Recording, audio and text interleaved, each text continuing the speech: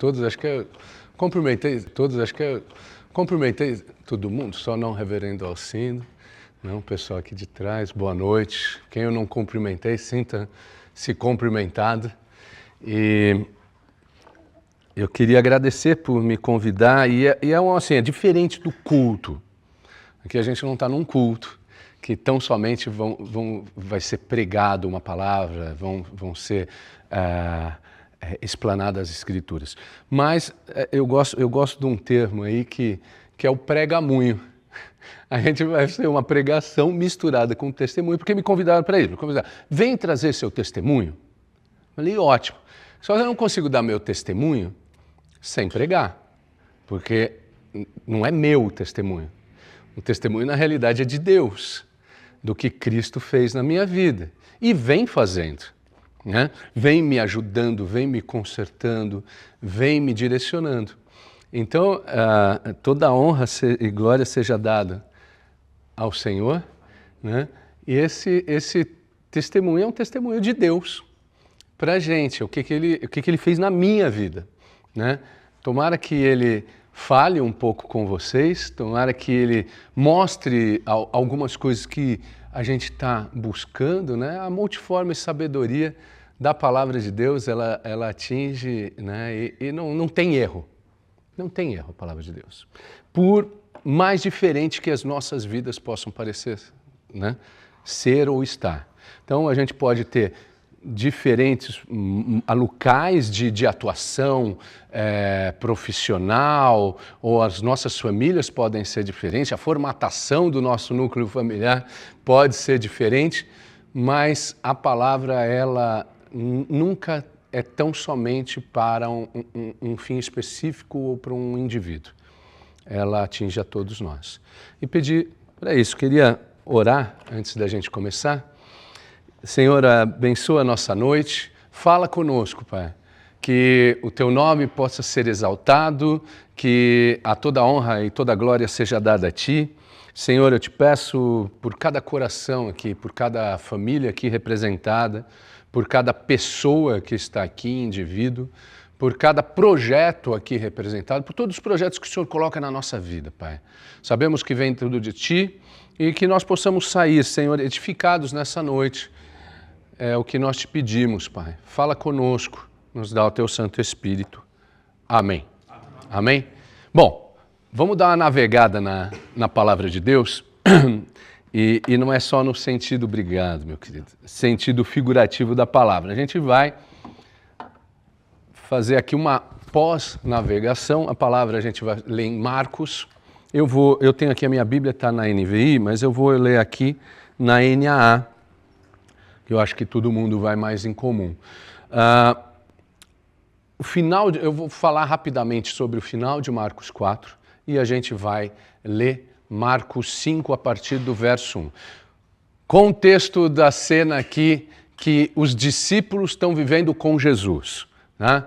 Os discípulos saem de uma pregação importantíssima que Jesus fez. Jesus fala, vamos passar para o outro lado.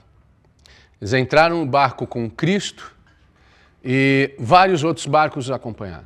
Chegaram no meio do Mar da Galileia, que não é um mar, é um lago, mas tão grande que às vezes não se vê outra margem, um lago com lugares que chegavam a 40 metros de profundidade. Esse lago era, né, chamado de mar.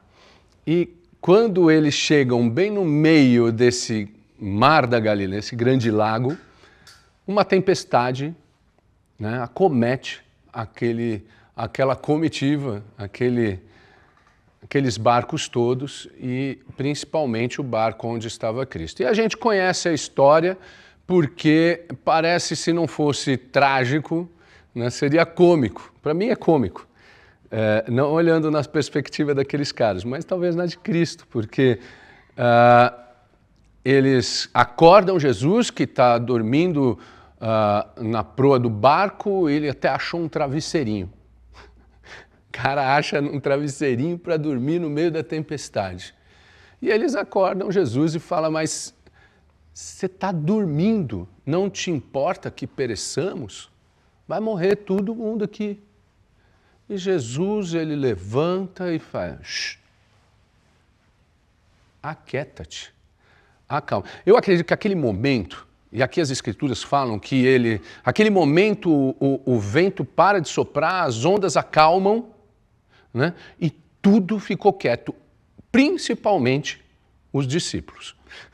Principalmente o lado interior daquele, cada homem ali que estava gritando por dentro, que estava completamente perdido, que mesmo com Cristo do lado, estava completamente desorientado, a ponto de afundar.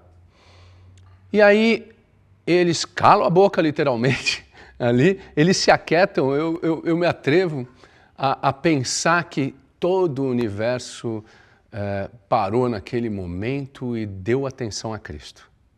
Todo, né? E fez grande bonança, e eles continuaram a viagem, e a gente vai ver onde é que eles vão parar. Depois de uma grande bonança, depois de um livramento de Deus, né?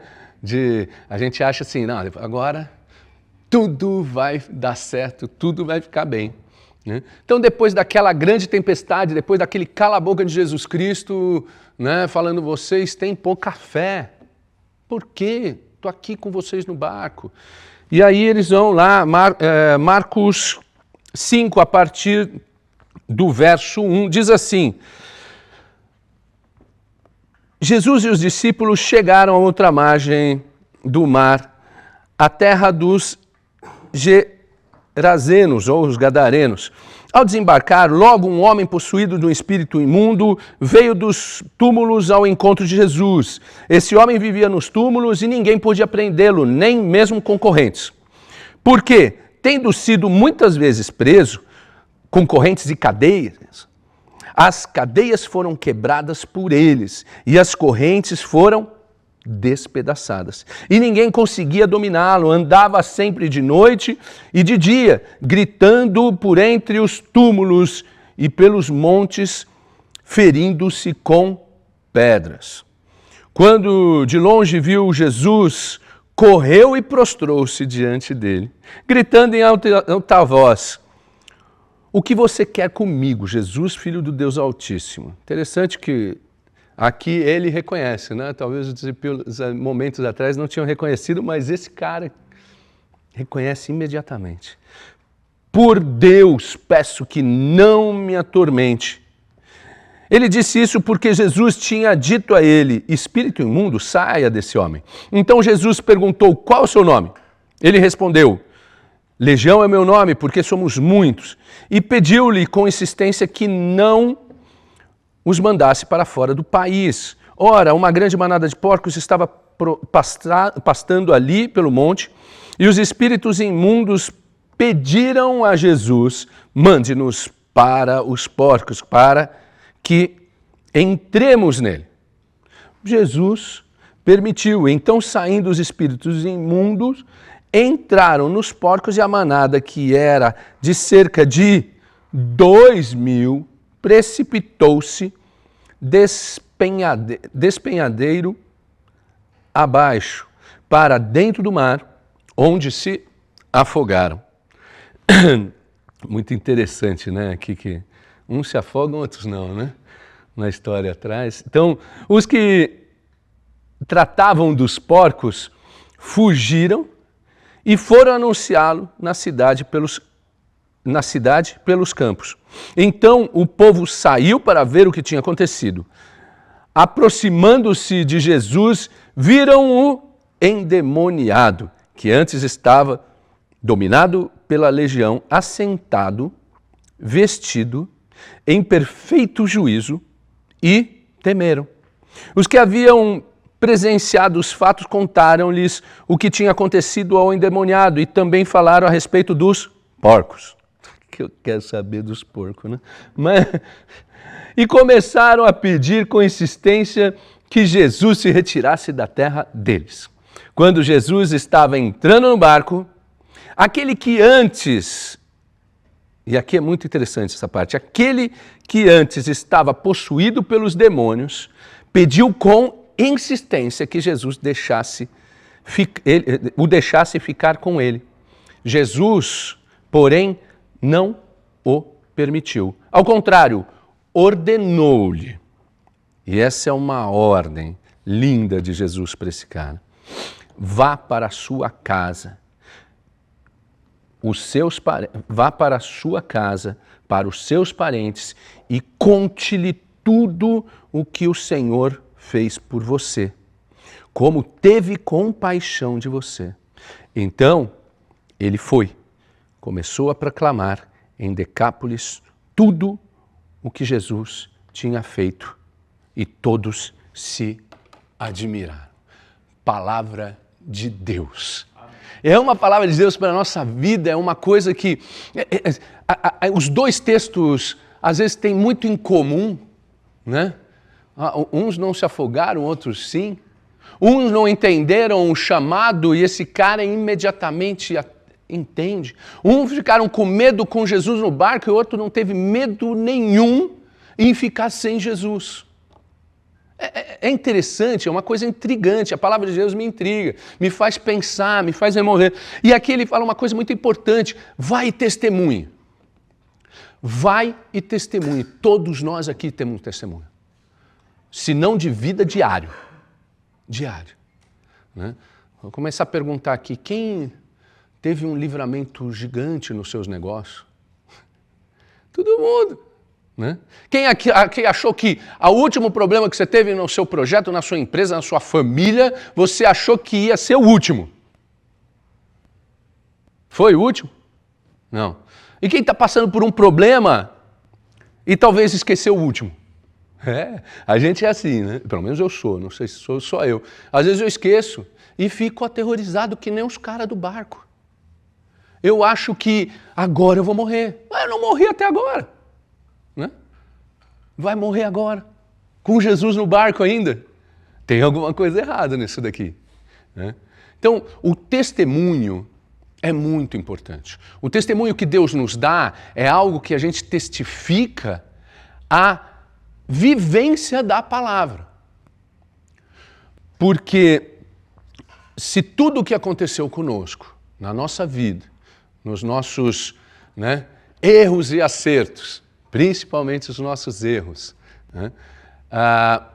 Não fosse Deus, não fosse Jesus que estivesse na condução dos negócios, a gente já tinha ido para o beleléu. A gente já tinha perecido. A gente já tinha afundado com barco e tudo. Né? E então, o testemunho na nossa vida é algo que Jesus, né, presente nele, os livramentos de Deus, eles comprovam as Escrituras. É algo que atesta, olha aqui, está certo. Por quê? O que aconteceu comigo? Mas tem casos assim que são absurdos. A gente gosta muito de olhar para fora, né? Casos que não são os nossos. A gente vê testemunho, o cara fez, aconteceu, não sei o quê, e de repente se converteu. Eu queria contar um pouco da história da minha vida. Aqui quem me conhece, né, sabe que a minha família se mudou para Alphaville em 1975. É tempo para dedéu, né?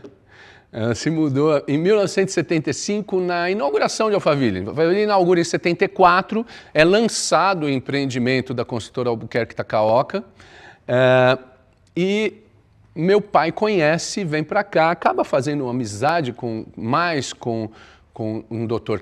Yoshiro Takaoka e adquire um terreno. E quem está aqui há bastante tempo sabe que era muito fácil adquirir naquela época, porque eles precisavam promover. O reverendo Carlos lembra bem disso daí. Eles precisavam promover a Alphaville. Eu lembro que quando eu mudei para cá, só tinha na Rio Negro, só tinha a que subia, porque a que subia era a que subia e descia, a outra estava em terraplanagem ainda. Então, estava brincando no começo aí, a gente ia para a escola, a gente ia, antes de pôr o tênis, tinha sacudir e bater, porque as tarântulas entravam dentro do tênis e ficava lá quietinha, dormindo. E a gente ia pôr o tênis de manhã e tinha um aranhão desse tamanho dentro do tênis, né, aninhado. Chegava na escola cheio de carrapicho na barra. Aí né? E não tinha bullying, né? Naquela época não existia essa palavra. Todo mundo tirava barata, ai, caipira, tá com carrapicho na cara. Isso porque passava o ônibus todo, o tempo do ônibus, tirando os carrapichos, mas sempre ficava. E a gente era tirado porque morava no interior, né? Isso era Alphaville. E aí a gente fez, meu pai foi comerciante aqui, teve o primeiro restaurante, que era o La Roca. Depois fizemos o primeiro hotel, que era esse daqui, onde é a concessionária de carros aqui do lado. Era o hotel que a gente construiu. A gente teve restaurantes em Aldeia da Serra, ou seja, eu cresci aqui. Mas aí que está o negócio, como eu cresci aqui? Cheguei aqui em Alphaville e não tinha nada, né? Era meia dúzia de família, a nossa foi a terceira a se mudar. E eu muito cedo tive que fazer uma série de escolhas, como todos nós fazemos. A minha família não tinha uma base cristã, a gente era católico, mas aquele católico apostólico romano não praticante. É o crente desviado, né? Católico apostólico romano não praticante. Então eu não tinha obrigação nenhuma com a igreja, minha família não conhecia muito da igreja. Me deram tudo que podiam, tudo. Eu tive bom estudo, a gente tinha boas roupas. Eu lembro que eu tinha 2 tênis. Né? Naquela época era um espetáculo você ter 2 tênis, não é? Luxo. Eu tinha um Conga e um Bamba. Um barato. E assim, era um para andar de skate, andar de bike, zoar, que era aquele todo remendado que meu pai já tinha colado com cola cascola já. Toda aquela que eu não tinha cheirado ainda, né? Mas vamos lá. Cola de sapateiro. E aí, um era aquele todo ferrado e outro era para ir para a escola e às vezes para a igreja. Então era 2 tênis. Hoje você vai hoje eu tenho, acho que eu tenho uns 6 pares de tênis, cara. Oh, esse daqui eu comprei para mim de presente de aniversário. Então, tem 6 pares de tênis. É coisa para dedéu. Para aquela, né? E não faz muito tempo, isso faz 50 anos atrás. Ué, não passou-se nem um século. Bom, eu começo a ter que tomar decisões, ok? E aí a gente fala assim, a gente tem muita preocupação com os nossos filhos, né? Uma diferença talvez aqui, você faz parte hoje de um organismo cristão e você tem uma fé confessional que você sabe e você ora pelos seus filhos. Naquela época não tinha ninguém que orava, a gente não tinha esse contato. Beleza. Uma das decisões foi dizer sim para a minha droga de entrada. Eu fui um dependente químico, vamos entender assim. Por mais de 20 anos, eu tive minha vida presa pela dependência química, né? É legal falar da dependência química de púlpito, né? Do alcoolismo, eu fui alcoólatra, né? Porque isso é informação. Então, todo mundo informa e isso não, boa parte das pessoas ainda informam como meus pais me informavam. O que é droga? Droga é ruim. Droga mata. O álcool, se você virar alcoólatra, se você ficar usando... Nem se falava do álcool porque minha família era italiana e punha a chupeta no vinho, né? Chuteava, chover. O álcool foi a minha droga de entrada. Eu fui alcoólatra antes de ser dependente químico. Então, mas a informação que vinha dos meus pais, até porque eles não tinham, era que a droga mata, a droga é ruim, o cara, aquele drogado da rua. Isso daí é a informação da ponta final, tá? Você está contando o final da história e nenhum jovem acha que vai chegar no final da história. Nenhum. Eu não entrei na droga porque achei que a droga matava, né? Que a droga não sei o quê, e que a droga escravizava, e que a droga vai te tornar uma pessoa com problemas, né, psíquicos e papapá. Não. E o pior, quando eu experimentei a primeira vez, e foi num ambiente tenebroso que eu frequentava, né, a primeira vez foi o álcool, depois eu tive em contato com a maconha, mas a maconha eu não gostava muito, né, me deixava meio... nunca gostei de maconha, né? deixava meio retardadão, meio letárgico, falava só só. Eu não conseguia andar de skate, eu sempre andei de skate, minha vida toda, ainda ando, a gente andou de skate ontem à noite. Aí, ainda ando de skate, mas eu não conseguia, os caras andavam, fumava maconha, andava de skate, eu fumava maconha, sentava no skate, ficava lá, eu não conseguia, então me tirava aquilo demais do que eu gostava. Mas quando eu tive que entrar na minha droga de escolha, que era o químico, que era a cocaína, foi num ambiente tenebroso, aos 14 anos de idade, muito cedo. Eu, aos 12, já fumei maconha, mas não gostava. Não era que eu era um dependente de maconha. Não gostava da droga. Mas aos 14 anos eu tive o contato com a cocaína na escola, nesse ambiente tenebroso, né, que todos os nossos filhos estão expostos. Na escola, às 9, como é que eu ia imaginar que um infeliz, no intervalo das 9, ia chegar para mim, um cara mais velho, chegar, e aí, Brunão, beleza, beleza? Eu gostava de me entrosar com as pessoas mais velhas, eu andava de skate muito bem, num nível mais do que os meus amigos, né, do que os caras da minha idade. Então eu gostava. Então o cara chegou e falou, e aí, beleza, Brunão? Eu falei, beleza. Ô, você já cheirou cocaína? Aí o que você vai responder para um cara mais velho no corredor da escola, às 9 horas da manhã, nunca imaginando que o cara tem cocaína no bolso? Aí eu respondi, é claro que eu cheirei. Que idiota que eu fui, né? É claro que eu cheirei. Então vamos no banheiro que eu vou botar uma carreira para você. E eu fui no banheiro, 9 horas da manhã, morrendo de medo, achando que eu ia, sei lá o que ia acontecer. Eu já estava pensando no final da história. Vão descobrir, meus pais vão vir me buscar na escola, eu estou morto. Morto. Nós estamos falando início dos anos 80. Não é que nem hoje a cocaína, você acha pino no chão hoje. Hoje nem papelote é mais, é um negócio sofisticado, né? Tem embalagem. Aí, fui lá e cheirei, com medo. Sabe por quê? Porque eu tinha medo daquela informação que os meus pais, que os meus educadores, né? Que os orientadores davam. E ainda, infelizmente, dão. Droga mata. Droga é ruim. Na hora que eu cheirei aquele negócio me aplumou. Me colocou num lugar onde eu nunca estive. Me endireitou. E o que aconteceu? Eu desci para o intervalo, onde todo mundo estava na praça, na frente da escola, comunicativo, trocando ideia, nada daquele. Eu não viajei, aquele negócio não me fez ver elefante, verde com bolinha rosa.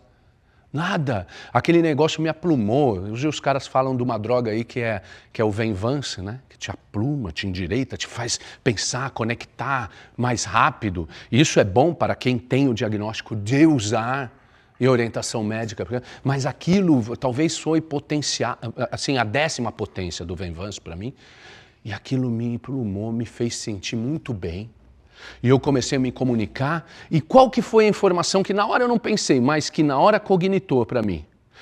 Meus pais estão errados e meu amigo está certo. Cocaína é bom pra caramba. E é bom, né? Então, Freud que o diga. Quase morreu.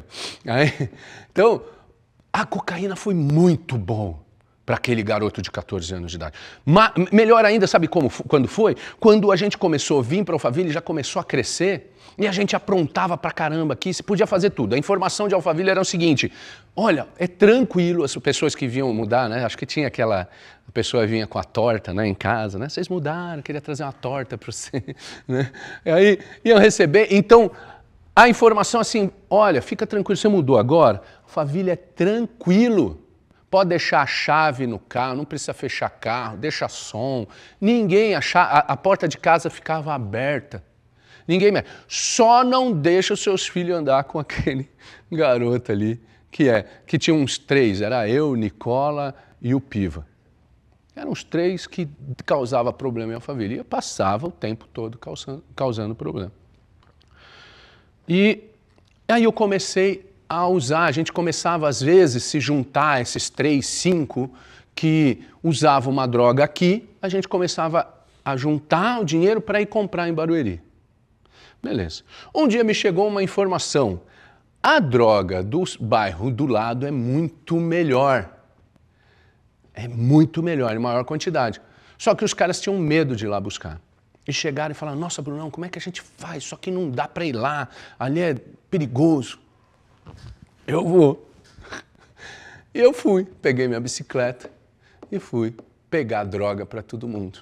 Cheguei lá, achei o cara que vendia e o cara falou, mano, você vai, o que você está fazendo aqui? Eu era um moleque de 15 anos de idade na ocasião. Eu falei, não, vim aqui porque eu ouvi falar que a droga é boa de vocês. Bom, você vai dar problema. Eu falei, não vou dar problema, fica tranquilo. Tá aqui, comprei, não sei o quê. E comecei a comprar naquele lugar. Eu chegava aqui em Alphaville, olha que sutil o negócio. Eu chegava aqui em Alphaville com uma droga muito melhor do que aquelas que circulavam aqui dentro.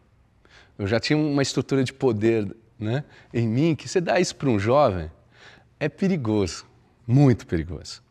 Beleza. E aí um belo dia, teve uma festa de uns caras, que eram os caras que eu, sabe, os caras de 18 anos, que um moleque de 15, 16 anos de idade fala assim, caramba, mano, os caras de 18. Era uma casa que os pais viajaram, né, house party, né? Os pais viajaram e deixaram a casa, fantástica ideia dos pais, né? Deixaram na mão dos moleques de 18 anos. Beleza. Tudo doido, né? E aquela época era assim, tudo doido, tudo de moto, tudo de carro. Não tinha, né? Era uma outra época. E aí foram me buscar. Não, fala pro Bruno ir buscar a droga, que eles pegam uma droga melhor. E me levaram de carro pegar a droga. Olha como é sutil o negócio. Eu me tornei o fornecedor de droga de Alphaville, sem querer. Eu não queria isso, eu queria usar a droga, eu gostava. Eu fiquei 22 anos como um dependente químico, 20 e poucos anos, usando droga e me afundando cada vez mais, porque a palavra de Deus é certa quando fala um abismo puxa outro abismo. Que eu terminei como esse endemoniado aqui, certinho. Eu vivia nos túmulos onde os caras falavam assim, nossa, Brunão, tá no fundo do poço. Eu falei, queria eu estar no fundo do poço. O fundo do poço é um lugar maravilhoso, tem água limpa, você olha para cima, tem um buraquinho azul, ainda que você enxerga o céu. Onde eu estava não tinha mais. Por quê? Eu comecei a me afundar. Eu era de uma família boa daqui. Reverendo Carlos Alberto, ele acompanhou várias e várias vezes o meu pai. Né? Ele aqui, ia lá, orar com meu pai, e eu era o cara problemático de Alphaville. Bom, daí eu passei a usar mais, eu trabalhava muito, porque eu trabalhava nos negócios, e aí, até então, a cocaína me contribuía para isso. Contribuía para mim socialmente, porque eu conseguia me conectar com pessoas que normalmente não me conectaria, me contribuiu até para o trabalho, porque por exemplo, eu peguei um restaurante Aldeia da Serra falido. Em um ano, trabalhando 20 horas por dia, à base de cocaína, levantei o restaurante. Levantamos junto o restaurante. E tinha um baita no movimento, trabalhava muito, mas à base de droga. Foi bom no começo? Mais ou menos. É varrer o lixo para debaixo do tapete, porque todas as fugas, né, que eu tinha, eu usava droga, eu não encarava os problemas que eu tinha que encarar. A conta, quando veio, eu não tinha como pagar. Aí tem aquele final de informação. A droga mata, mas ela não mata você tão somente fisicamente. Ela mata você emocionalmente. Ela te mata espiritualmente. Então, eu perdi dignidade. Eu perdi nome, eu saí de morar daqui porque eu já estava trazendo tanto desgosto com meus pais, porque chegou no final dos anos 80, eu mudei de droga para uma droga que chegou nova aqui na nossa região em Osasco. E ela se chamava crack. E aí eu mudei da cocaína para o crack. Na época era casca que a gente chamava. A gente virou químico, né? Breaking Bad, aquele negócio da série. E a gente virava aquela cocaína estragada, aquela cocaína com amoníaco. Mas eu não vou ensinar vocês a fazer crack. Vamos lá. E depois aprendemos que com bicarbonato era menos agressivo para o estômago. E aí a gente virava e a gente fazia. E aí chegou o crack manufaturado. E o que acontece? Eu sempre fiz esse intermédio. Só que eu comecei a usar mais e mais droga. Eu precisava de mais droga, mais droga. E eu comecei a vender, né? Bom, para resumir, chegar no final da minha drogadição ativa, foram mais de 20 anos. O começo, uma ilusão de que aquilo era parte de mim e aquilo ia me libertar, porque ninguém entra na droga para se escravizar, ninguém começa a beber para virar escravo e alcoólatra. O cara começa a se intoxicar porque ele acha que ele merece. Eu achava que eu merecia, né? Eu mereço chegar na sexta-feira, ninguém manda em mim, né? Rebelde pra caramba. Eu mereço usar minha droga, sair com os meus amigos, né? Eu mereço desaparecer um pouco. Ou depois passou aquele negócio, eu já não aguento mais, eu preciso usar um negócio. Vê como vai mudando e é sutil. Não é com os dois pés no peito. Então, o final da minha drogadição ativa foi o seguinte, foram 15 internações, né? Porque eu mesmo me internava, minha família não me internava mais. Eu mesmo me internava. Então eu tive 15 internações em diversas instituições, fui preso pra caramba, né? Tadinho, doutor Rubens Campos Sobrinho, antigo delegado de Barueri, eu já chamava de tio, né? Porque eu tinha carteirinha na cadeia ali, filho. Eles me prendiam no final de semana, ele que era amigo do meu pai ia me soltar. Era outra época, né? Depois, agora é o Hélio Bassan, né? E aí, eu vivia nesse coisa, porque começou a me prejudicar em muito.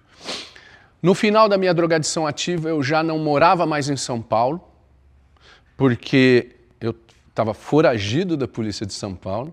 Isso eu posso falar agora porque está tudo certo na justiça, né?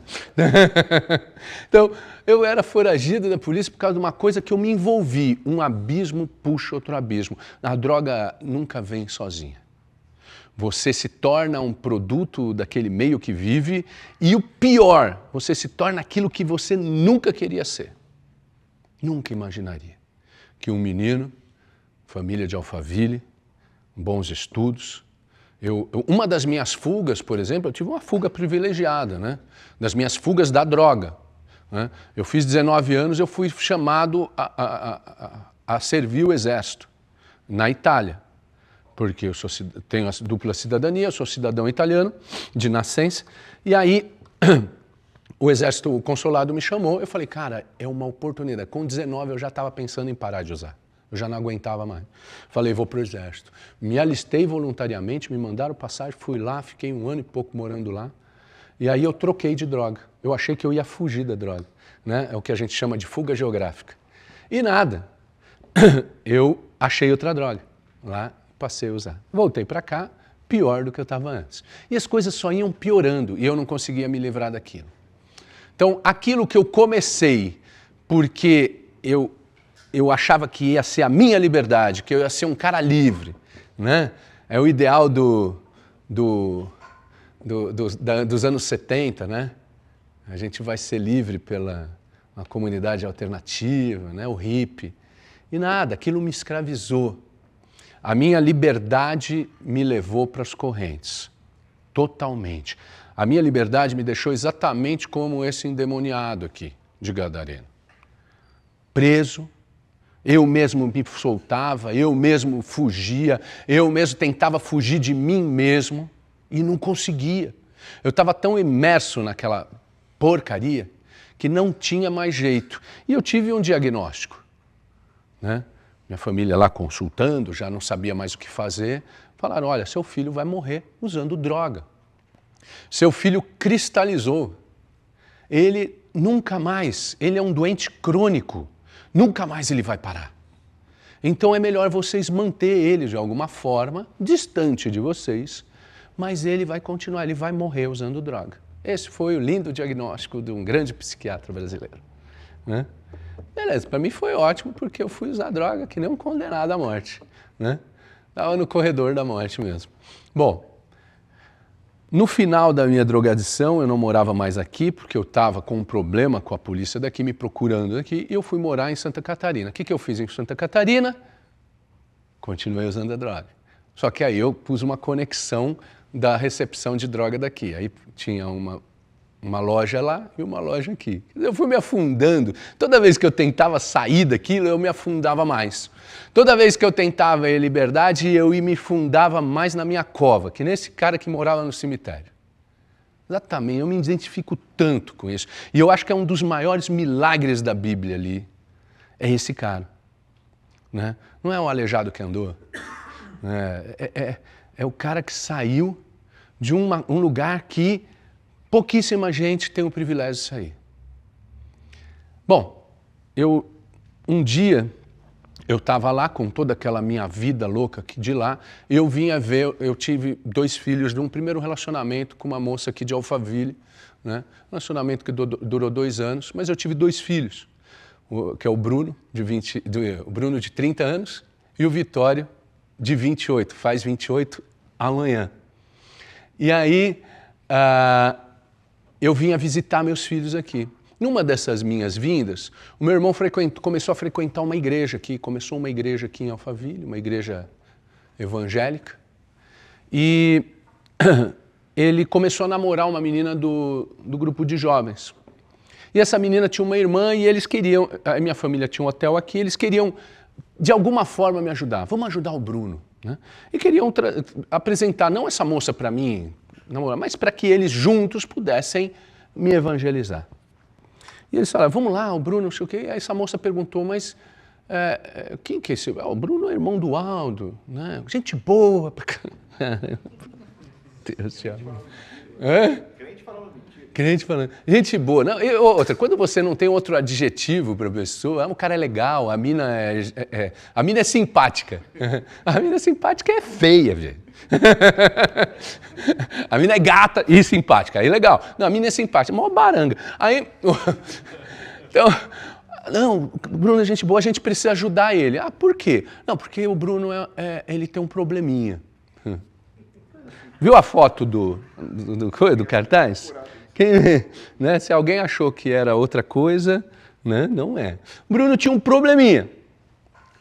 Qual era esse probleminha? O Bruno é dependente químico. Ah, tá. Não, ele é usuário de droga.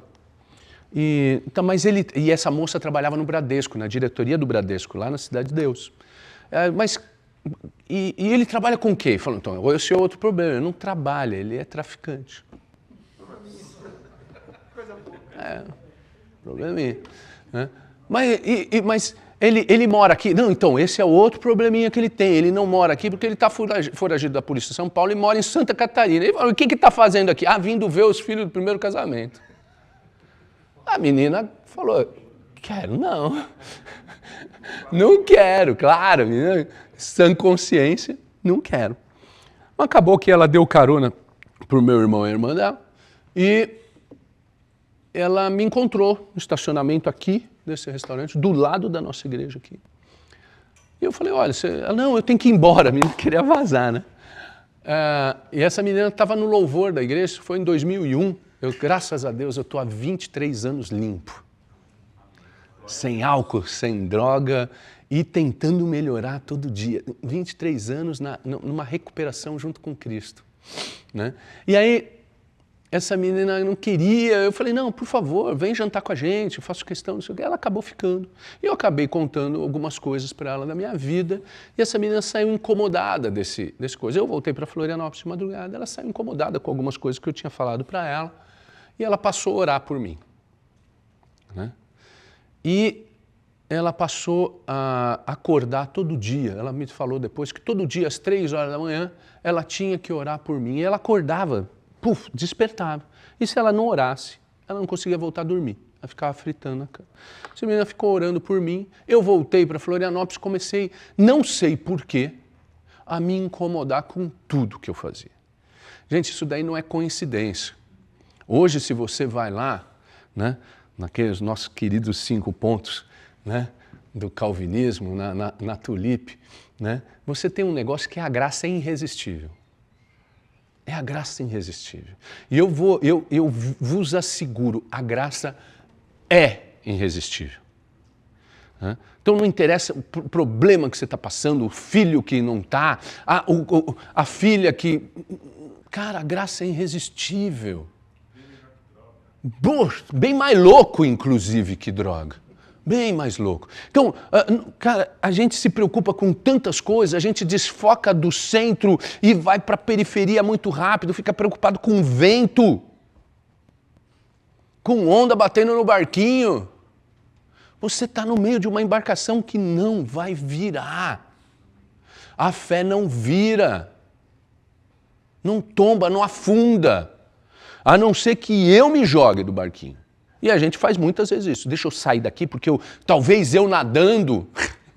A gente tem ideias maravilhosas, né? Então, eu pelo menos tenho. Que sempre me afundam, né? Essas minhas ideias mirabolantes. Bom, para assim, concluir, essa menina passou a orar por mim, eu voltei para Santa Catarina e comecei a me incomodar com tudo que eu fazia. Tipo assim, sabe, eu não sou... E uma coisa que minha mãe sempre me falava, Bruno, você é um... Minha mãe era muito louca, né? Uma italiana formada em arqueologia e belas artes. Minha mãe era arqueóloga, uma pessoa inteligentíssima. Ela falava assim para mim, né? O senhor lembra dela, né? Da dona Dolly Taioli. Então, minha mãe, ela falava assim, Bruno, você é um gato que vive num pacote de biscoito. Que é? Mãe, muda de fornecedor porque a sua droga é ruim.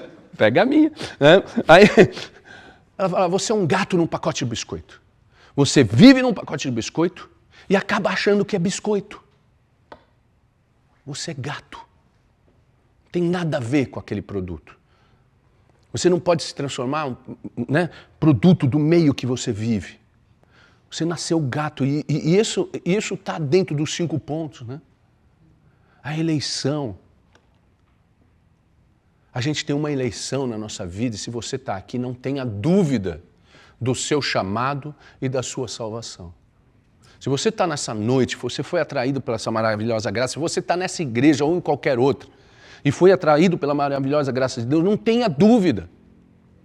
Bom, eu voltei para Santa Catarina e comecei a me incomodar com todas as coisas que eu fazia.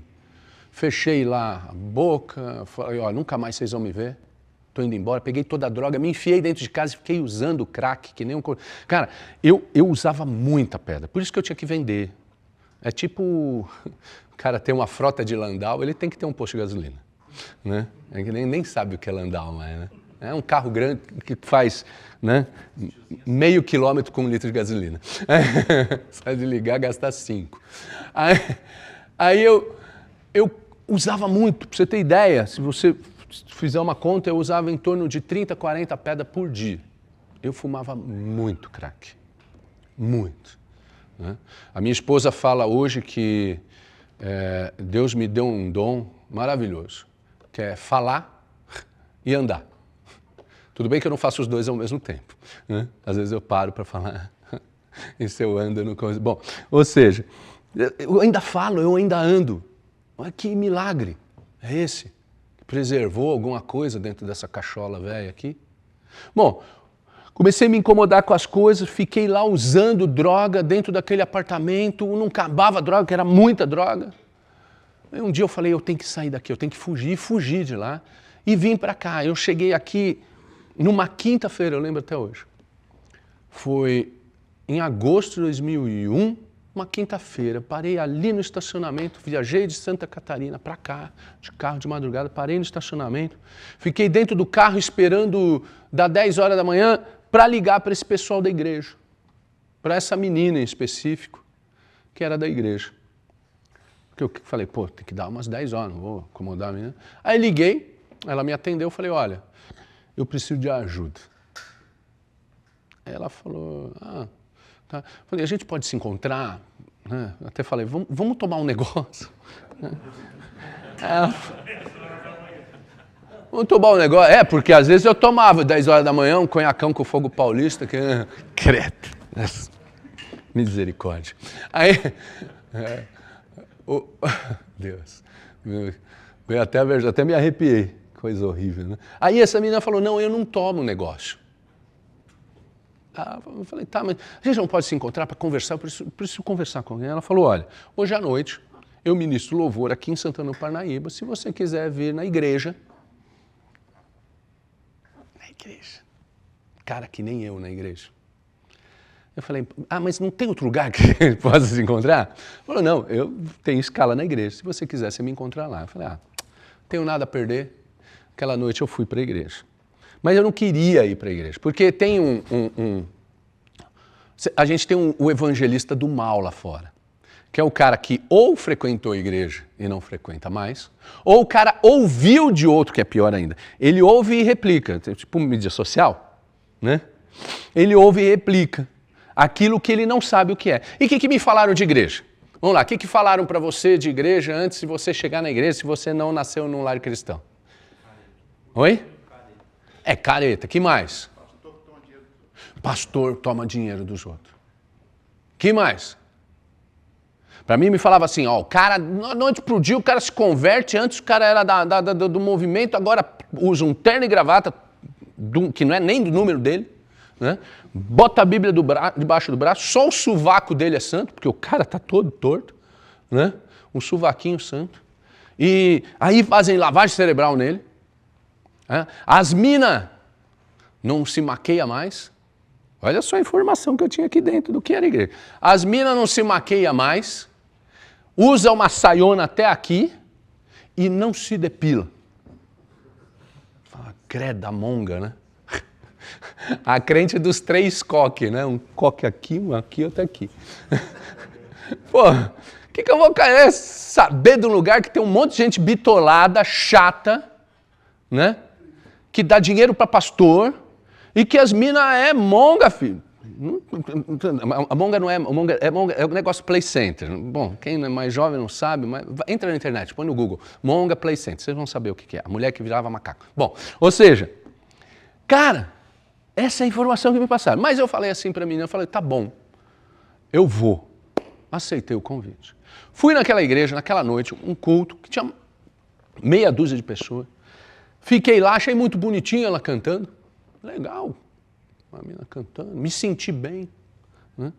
E aí, o pastor, eu não entendi meleca nenhuma do que o pastor. Deve ter preparado um sermão lindo, sabe? Hoje a gente gasta horas, vejo o reverendo Alcindo, passa horas preparando um sermão para o infeliz não entender nada.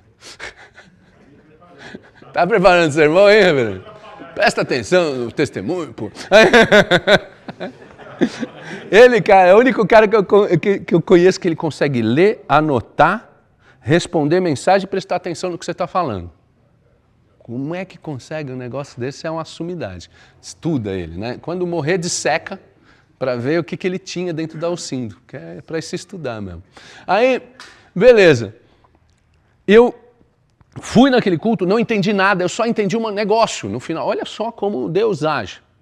No final do culto, eu entendi que o pastor falou assim, alguém aqui está cansado da vida que está levando? E gostaria de entregar sua vida completamente a Cristo? Eu estava lá no fundão, eu falei, eu não sabia de protocolo, de levanta a mão, aceita, não é aceitar Jesus, é entregar a vida a Jesus. Né? Eu não sabia desses bagulho de crente, porque eu nunca tinha ido na igreja. Né? Aí eu falei, eu quero. Ele falou, rapaz, vem aqui para frente que eu quero orar com você. Eu vou contar um negócio rápido, o que aconteceu quando, voltando um pouco atrás, quando eu voltei lá dessa viagem de Florianópolis, que eu comecei a me incomodar tudo, porque tinha uma menina orando por mim, lembra? Depois de uma semana que eu estava lá, eu dei um grito dentro de um banheiro da minha casa, sozinho, não tinha ninguém comigo. Eu dei um grito existencial. Primeira vez, eu sempre pensei nisso, mas primeira vez que eu gritei. Eu falei, Deus, por que você me fez? Um grito existencial, qual é o motivo da minha existência? Você botou uma criança no mundo para virar um monstro. Você criou um monstro, o que você fez? Por que você me fez? E dei esse grito. Beleza, vamos voltar para a igreja ali? Eu aceito? Né? Quando fala aceitar Jesus, reverendo Alcindo já fica doido, não é entregar a vida a Cristo. Mas, teologicamente está completamente correto. Aí eu falei, eu quero que essa oração. Aí quando eu me levantei, aconteceu um negócio que nunca tinha acontecido na minha vida. Um nó na minha garganta. E vagabundo como eu, que eu era, graças a Deus, né? Não chora, não é verdade? Primeiro por cultura. Homem, não chora. E não chora o quê? Né? E eu, cara de rua, fui criado na rua, né? Me tornei a cria de rua, não por família, mas por opções e decisões minhas. Não chorava, para me, né, manter ali. E começou a me dar uma vontade de chorar e eu me lembrei daquele grito que eu dei um mês atrás no banheiro. Não sei por que me veio à memória. Hoje eu sei que é o Espírito Santo. Né? E algo dizia assim, eu te fiz para isso. Algo gritava dentro de mim. Eu te fiz para isso. E eu gosto de pensar que aquela oração daquela noite eu não recebi ainda, porque eu estou indo lá para frente. Eu estou andando ainda para frente. Né? Eu gosto de fazer essa alusão, né? De que naquela noite eu ainda estou naquela noite. Eu quero parar ali naquela noite. Tentar entender o que Deus fez com a minha vida. Porque até agora eu não consigo. Lógico que a gente explica, a gente tem... Mas discernir completamente, eu estou aí nessa caminhada. A partir daquela noite, eu comecei a me interessar do que era aquilo, por quê? O que eu senti é muito forte. O que é essa resposta? E a ciência não é só de ele me escutou. É a ciência de ele estava lá. Ele estava naquele lugar tenebroso, comigo, eu com a cabeça cheia de crack. A ciência de um Deus que vai nos lugares, que se importa, que invade, que suja a mão. Porque se sujou a mão dele para pegar num negócio como eu. Se sujou. Foi lá, né, naquele lugar horrível, na fossa, porque era onde eu vivia, e me tirou. E eu comecei a falar, cara, que Deus é esse? E eu comecei a ir para essa igreja. Um grupo de jovens da igreja, hoje a nossa presbi, né, me acolheu. E eu comecei a ir todo dia. A igreja tinha culto, tinha reuniões, tinha alguma coisa todo dia, eu me enfiava dentro daquela igreja todo dia. Né? Eu tinha aquela menina lá que falou de Cristo, me levava para a igreja toda hora, junto com a galera, porque ela não ia sozinha comigo, inteligente, né? Então, junto com a galera. Essa menina sentava do meu lado e ela me deu minha primeira Bíblia, ela levava água, bala, porque eu dormia nos cultos, cara. Era muita paz. Eu não estava acostumado com guerra, filho. Fui feito para guerra. E aí, eu dormia e ela não me acordava. Ela me mantinha, às vezes, acordado com bala, com água, não sei o quê, mas você dormia. Ninguém vinha me acordar no culto. Estava tudo certo. Era um tempo meu. E eu comecei a ir no culto todo dia, toda hora. No culto de domingo eu ia em todos. Graças a Deus, eu continuo fazendo isso há 23 anos. 23 anos. Aquela menina é a Paty, que hoje é minha esposa, né? Eu podia ser louco, não era burro, né? Casei com a menina mó bênção, mano. Ela, na realidade, foi... a gente entendeu muito cedo ali, nos primeiros, quando eu fui pedir ela em namoro, a gente entendeu que Deus nos uniu para um propósito maior que eu e ela, tão somente. A gente casar para ser feliz, a gente não casou para ser feliz. Eu casei com a Paty para fazer ela feliz. Quando essa ordem se inverte e é uma via de mão dupla, o casamento vira ministério, vira missão, é outra pegada. E a gente está nessa missão há 23 anos juntos, a gente começou a se formar, quem sabe eu vim da Igreja Batista, me formei na Batista, né? E essa caminhada a gente começou a fazer junto. A gente começou a se interessar pelo outro, pelo próximo. Eu voltei a andar de skate. Olha que coisa de louco, né? Fiquei 10 anos, porque a droga me tirou tudo. Me tirou relacionamentos, me tirou skate, me deixou sozinho. Né? Ela me escravizou por completo. E Jesus tem me ensinado o que é liberdade. A verdadeira liberdade é a entrega. Não é a satisfação dos desejos. A verdadeira liberdade na minha vida é eu me entregar. A verdadeira liberdade é eu poder, né, amar a Deus, mas amar o meu próximo. Olhar para o meu próximo como eu olharia para Cristo. Não importa quem ele seja. Hoje de manhã eu estava na penitenciária 1 de Franco da Rocha, com uma reunião com o diretor dessa penitenciária, eu e a missionária Denise. E a gente vai implantar lá tem uma parte de educação, tem lá a escola, que tem o EJA, que não é dentro do raio, a gente não precisa entrar no raio para levar educadores para lá, e eles querem que a gente vá dar estudo bíblico, teologia para eles. E a gente vai fazer, eu acredito que a gente vai começar uma coisa muito louca lá dentro. O que é? Formar preso para pregar para preso. Tá tudo certo. Sabe por quê? Deu certo comigo. Porque nesses 23 anos para cá, a gente começou a se formar e a gente começou um ministério. Voltei a andar de skate. Que jeito? De um jeito diferente. Eu ia para a pista e falava assim, pô, eu tenho que passar isso, né, que eu tenho hoje, essa alegria, a alegria da salvação. As outras pessoas que andam comigo precisam disso. E eu ia andar de skate e no final da sessão falava, cara, que sessão animal que a gente fez de skate. Vamos orar? Eu tinha acabado de chegar na igreja, velho. Né? Só que eu aprendi, que eu ficava olhando para vocês, como é que vocês oravam, né? E eu aprendi olhando. É o tal da repetição. E eu ia para aquela pista de skate, só que os caras sabiam menos que eu. E aí a gente fazia uma sessão, chegava lá, vamos orar? Vamos. Juntava uns 10, 20 assim, que estavam na sessão junto. E quem ora? Eu falei, não, você ora. Eu falei, tá bom. E aí eu sabia que eu tinha que orar, falar algumas coisas com Deus. E aí eu agradecia, obrigado Deus, porque ninguém se machucou, né? A sessão foi animal. O fulano acertou a manobra, o outro pôde não sei o quê, e eu começava a relatar o que aconteceu naquele momento, e eu sabia porque eu via em vocês que vocês no final de toda a oração, que essa comunicação com Deus, você falava, em nome de Jesus, amém. Então eu falava isso daí, nome de Jesus, amém. E eu comecei um ministério de skate. Hoje a gente tem um ministério gigante assim, que roda o Brasil e o mundo com skate. A gente já tem uma Bíblia, que é uma Bíblia de afinidade, que é a Bíblia do skate, que já foram doadas 22 mil Bíblias. Né? E assim, simples, eu nem sabia orar. Bom, começamos uma caminhada. Detalhe, por que eu falo que eu acho factível treinar preso para pegar para preso?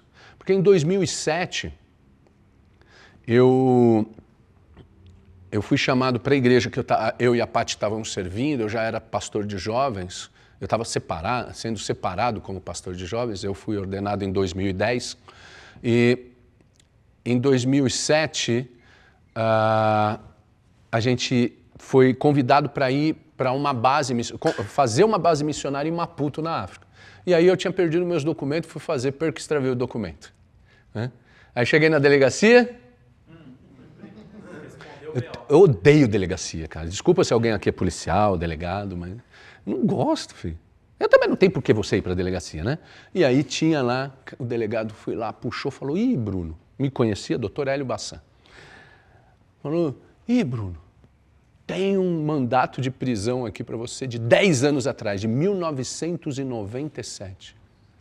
Falou, o que a gente faz? Falei, ué, você faz o seu trabalho, eu faço o meu. Você me prende, eu vou pregar lá na cadeia. Oi? Não, e olha que louco, né? Eu nem passei por esse estado vexatório. Eu nem passei por esse vexame. Falou, Bruno, não, fica tranquilo.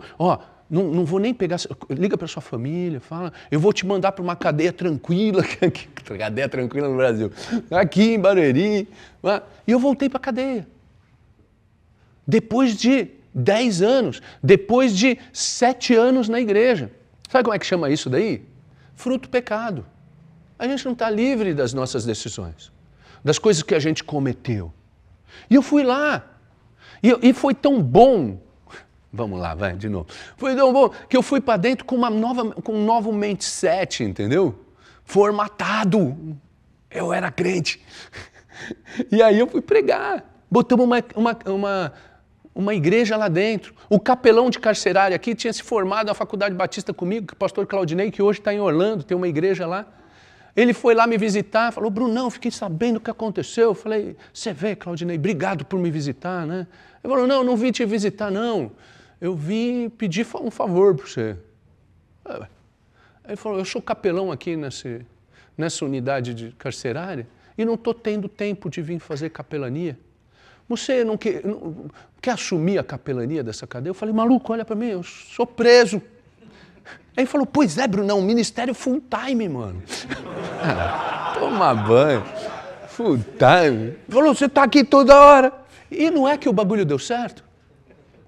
Deu certo. Eu saí de lá, eu voltei, eu mantive a capelania naquele lugar e depois comecei a trabalhar com capelania em outros presídios, coisa que a gente faz até hoje. E talvez nessa loucura toda de Deus, ele hoje está mostrando para a gente que lá, talvez, capacitar, a gente não capacita lá em Burkina Faso, missionários locais, para ter uma teologia saudável, reformada, boa, para pregar a palavra no ambiente deles? Ué, quantos pastores tem preso agora? É só... Então, olha que coisa, né? Talvez a gente tenha essa oportunidade a pedido do diretor desses presídios. Beleza. Bom, de cá para lá, Deus tem feito tanta coisa na minha vida que eu estou tão no lucro, velho. Mas tão no lucro. Olha só, um cara que era um ex-dependente, que não era para ser. Eu tinha certeza que eu ia morrer antes dos 30. Semana passada, eu fiz 55 anos, filho. Nem eu acredito. É muita loucura. É muita graça de Deus. É muita bênção. Então, nesse paralelo com a leitura das Escrituras, né, o que esse cara fez? Qual foi o pedido de Cristo para esse cara? Falou, fica aqui. Por isso que eu gosto assim, até de pensar que o meu ministério é um pouco marginal. Eu continuo mantendo algo de marginal em mim. Porque na realidade eu continuo à margem. Marginal é alguém que está à margem. Eu só mudei de margem, filho. Eu fiz que nem aqueles caras, eu atravessei de uma margem para outra, né? E fiquei na margem para simplesmente receber quem está fazendo a travessia. Simples assim. E eu podia te falar, não, eu vou com você, Jesus. Porque tem gente que tem uma caminhada. Eu fico olhando amigos, parceiros meus, companheiros meus de ministério, nessa equipe pastoral, por exemplo, maravilhosa. O pessoal chama, a gente vai pregar fora, os caras falam, nossa, vocês estão no Dream Team. Vai lá nas reuniões de quarta para tu ver o Dream Team, né? O negócio descabela, mas os outros olham e acham que o nosso time pastoral é o time desejado da igreja deles. E eu paro e penso, falo, cara, eu faço parte disso. Que loucura. Né? Aí você pega assim e me coloca sentado do lado, por exemplo, do Alcindo, do Hilder. O cara tem 30 livros escritos. Eu, quanto muito, devo ter lido 30 livros. Não, estou brincando. A minha vida toda, contando com Pequeno Príncipe e Cachorrinho Samba na Fazenda. Mano, olha que privilégio que Deus nos dá. Por quê? Porque eu tive e eu sempre tenho que olhar e não desfocar o meu ministério e falar, continua aqui, à margem. Aquele cara ficou. Ele queria ter ido com todos os discípulos, seguido o caminhar. O que aquele cara fez? É tão abrangente o ministério daquele gadareno, tão abrangente, que diz que ele pregava dia e noite em Decápolis. Decápolis eram as 10 maiores cidades, era o top 10 do momento das cidades romanas, das embaixadas romanas ali naquele lugar. Decápolis era onde tinham as termas, era onde todos os caras iam viajar. Imagine o testemunho, que eficácia teve o testemunho desse cara em Decápolis. A gente não se atém ao tamanho, à abrangência daquele ministério. Porque, tal, lógico, o ministério dos 12 foi muito bom, mas cada um tem o seu, cada um tem chamado. E se você tem essa pergunta existencial na sua vida, por que Deus te fez? Por que eu estou passando por isso? Por que eu tenho essa família? Por que isso? Por que, né? Tostine vende mais porque é fresquinho, ou é fresquinho porque vende mais? Né? Por quê? A gente se enche de porquê e esquece de fazer uma pergunta direcional, que endireita a nossa bússola, que é para quê? Para que Deus está fazendo? E Ele tem um porquê de fazer tudo isso na nossa vida.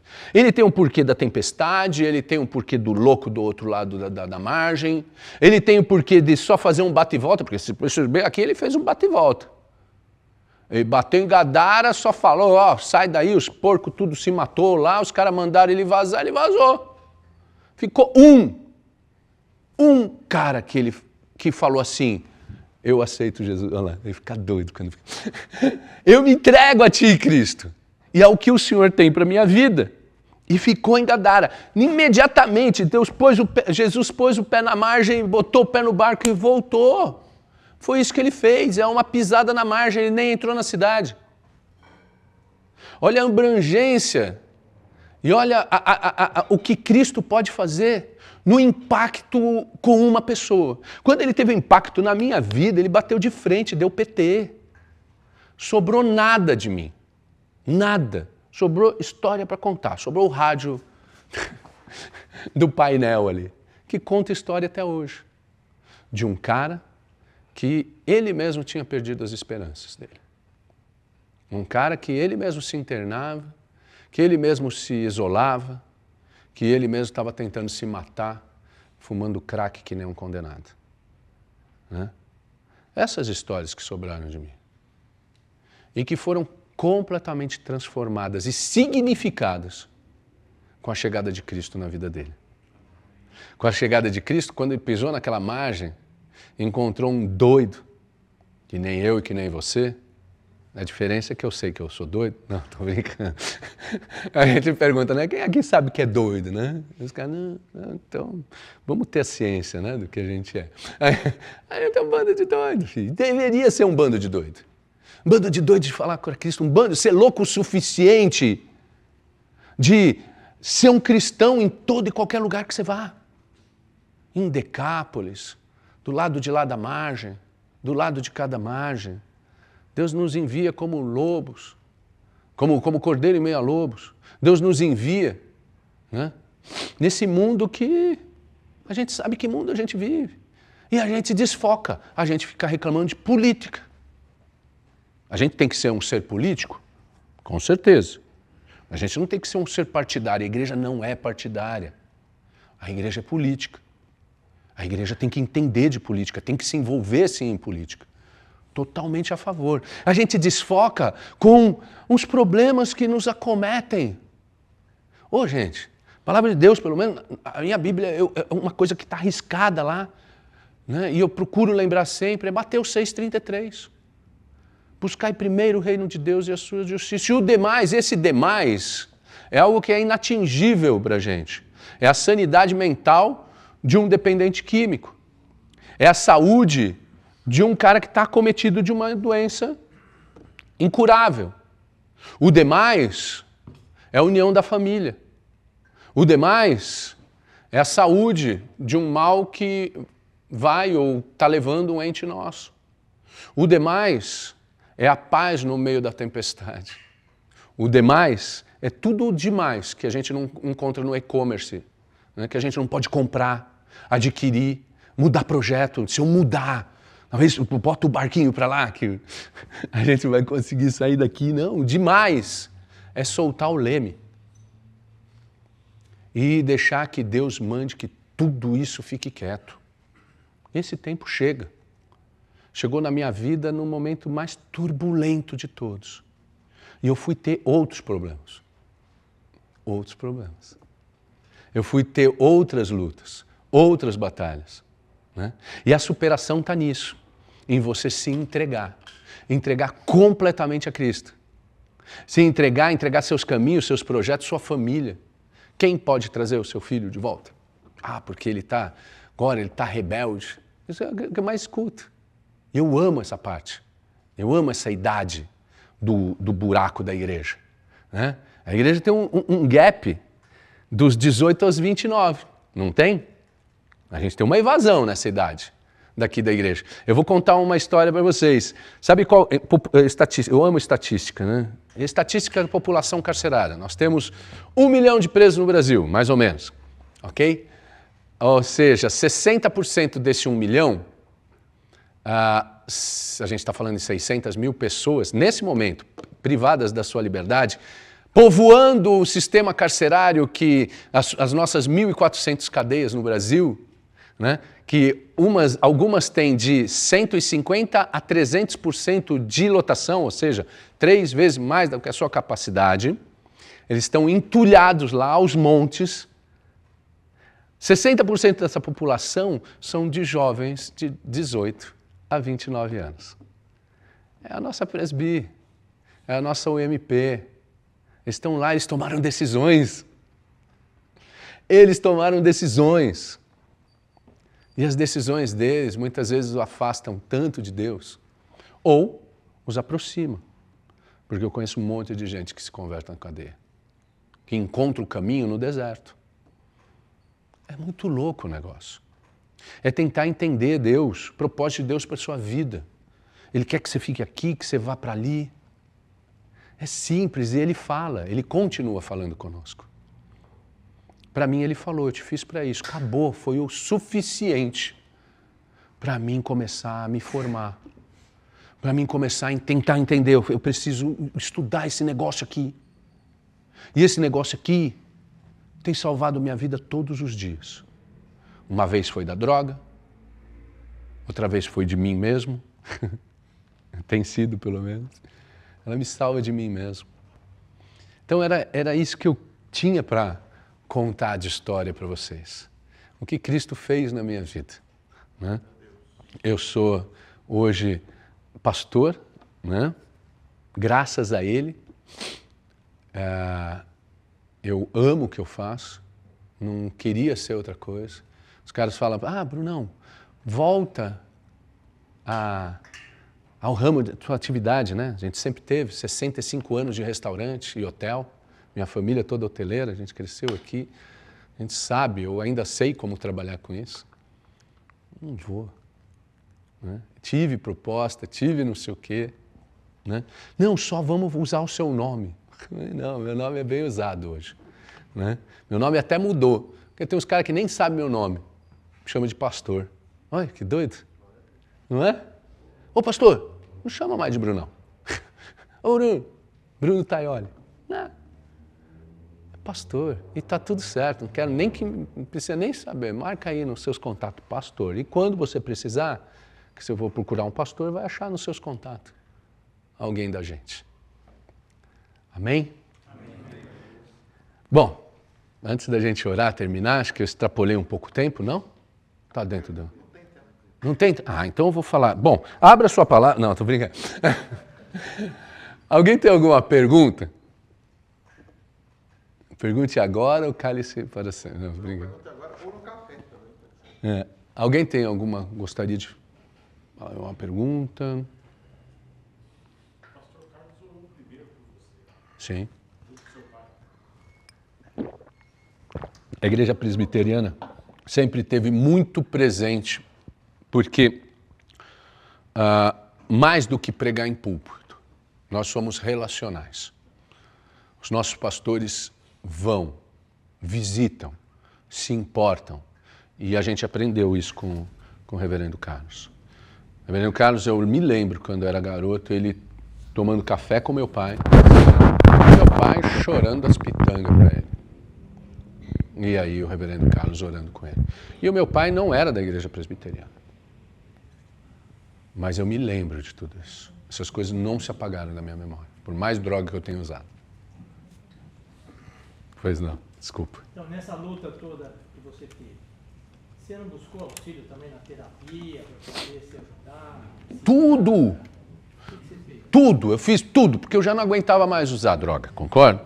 Eu já tentei fazer, eu mesmo me internava. Eu catava meu carro e parava numa clínica que tinha, ia para São José dos Campos me internar.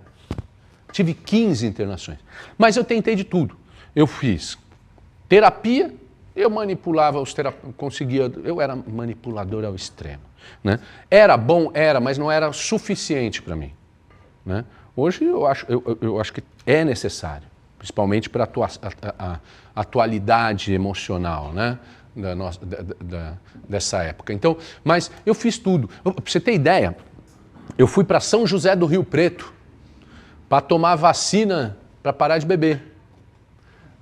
Era um turco lá, esse cara ainda estava trabalhando, ele ainda faz isso. Eu ia lá, tomava vacina e o cara prometia, não, são 3 vacinas. Eu lembro na época, R$500, 500 cruzeiros cada vacina daquela. Uma fortuna. Viajava daqui para São José do Rio Preto, tomava, que era um placebo, né? E aí fui fazer a religião todas, menos essa, né? Tomava tudo ruim, menos o do bom, né? Aí, a religião, eu fui num desses lugares que, né? Não é esotérico, é demoníaco mesmo, né? E tinha um cara lá que disse que ele fechava o corpo da gente, né? E que tinha lá o tranca isso, tranca um monte de coisa, né? E aí eu fui lá, nesse lugar do demônio lá, tudo só com imagem de demônio, aquele negócio você já assusta só de entrar. Mas uns caras que eram bandidos aqui em Carapicuíba me levaram e falaram, não, cara, você vai, aqui tá todo mundo, né? Ele fechou o corpo e fecha o corpo e dá certo. E aí eu fui lá, o cara falou, ó, vamos fazer um trabalho para você. Gastei uma grana no trabalho, velho. Os caras mandaram comprar um cabrito. Eu falei, coitado do cabrito, vamos matar o cabrito. Vamos matar o cabrito, meia-noite, cemitério. O cara me falou todo o negócio, né? E aí você vai ficar com o corpo fechado. Paguei o cara. Eu lembro que uns 2 dias depois, eu fui lá, porque a biqueira era bem perto do terreiro lá, né? Ai, é verdade, você dá risada, viado. Era churrasco de cordeiro. Eu fui na biqueira, eu falei, caramba, eu estava sem dinheiro. Você acredita que eu fui lá no terreiro, falar com o cara, bati lá, falei, ó, mano, querendo, né, duvidar da qualidade do seu serviço, mas será que você não pode... Eu tô chapado, bebi, já usei e não deu certo o trabalho, você não pode me devolver parte? Eu falei, olha, o senhor deve, não estou falando que o corpo o senhor não fechou, mas a boca ficou aberta. Eu usei, né, filho? O cara me conjurou de tudo. Então, tudo. Simpatia, a irmã que ora, a tia que benze, tudo eu tentei. Eu e minha família, que sofreu muito comigo. Muito. Né? E a solução é Cristo. Isso aí. Beleza?